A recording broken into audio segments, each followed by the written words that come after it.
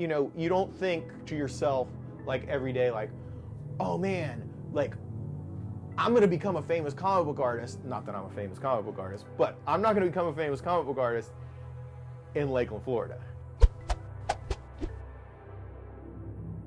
So I was sitting around at home and I got an email or a phone call from Damon, and they're like, Sabertooth Swordsman got approved. We get to make a graphic novel. And I was just like, oh my God. I had never even drawn a 22-page comic at that point. Now I got to draw a 105-page graphic novel. I was a little scary, but exciting. And I think even the day before I was out with a friend and I was like, man, you know what's even more scary than whether or not this book is going to be picked up? Is like, if it gets picked up, I actually have to draw it. Pretty much ever since then, I've been working in the comic book industry.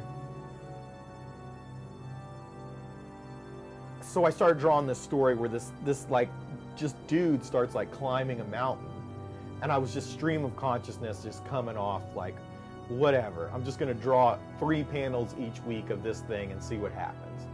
And he gets to the top of this mountain and he, you know, and becomes introduced to this, or who lives at the top of this mountain is this cloud god character.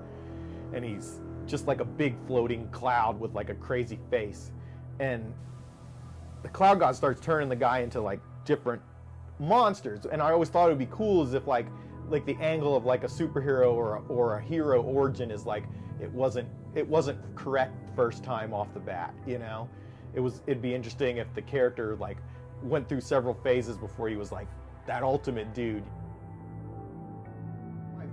Before Sabertooth Swordsman was actually even a comic, like before it was out on the stands, one of my favorite like comic artists at the time, this guy named Brandon Graham, posted one of the short strips of Sabertooth Swordsman on his blog and was like, hey, I'm really into what these guys are doing over here. Everybody should go check them out.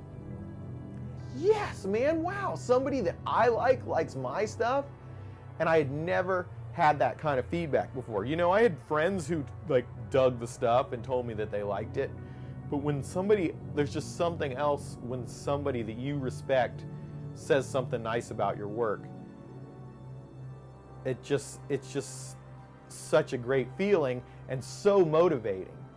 And I think at that point we were just like full steam ahead, you know? We like, man, we can really do this. And it just felt like after that, like more and more stuff started to happen, which was amazing.